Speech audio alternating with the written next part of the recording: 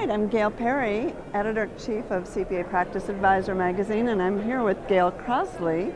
We're at the Winning is Everything conference put on by the advisory board, and Gale today was given the Hall of Fame award at the conference. So congratulations, Gale. Thank you, Gale. The Gale and Gale show here. That's Thank right. you so much. I really appreciate that. It was a wonderful experience and just warmed my heart.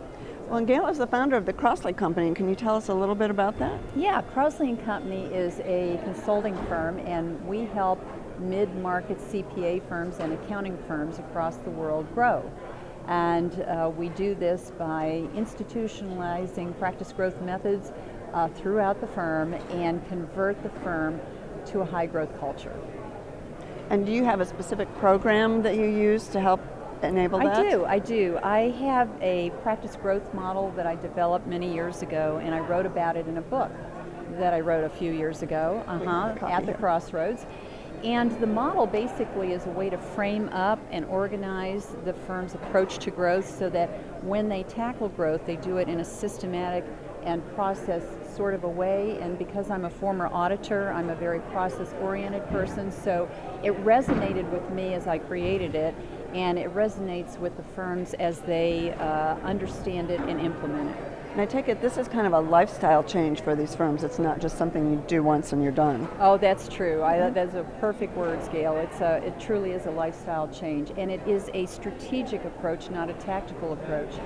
The reason why it's so powerful right now is because our firms have traditionally been at a very low level of sophistication about growth, and it's generally been tactical, individualistic, and very a very individual contribution approach. And it's also been very generalist. And now we're moving into a much more sophisticated environment where the markets are very complex. There are a lot of dynamics, and we have to move into a whole different business model as it relates to growth. And that is one that's very strategic, not tactical, that's very leader-driven and not just individualistic, and is very not only strategic and leader-driven, but is also specialized and not just generalist, because it's a mature market and it requires that higher level of sophistication. So what's the biggest challenge that you face?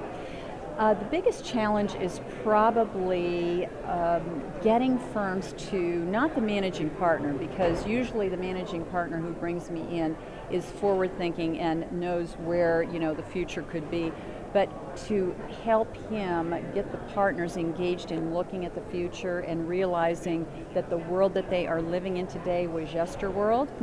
And that the world that they have to shift through is tomorrow world. And so that process of persuading and convincing them and then having them take it on as a mission is where the challenge lies.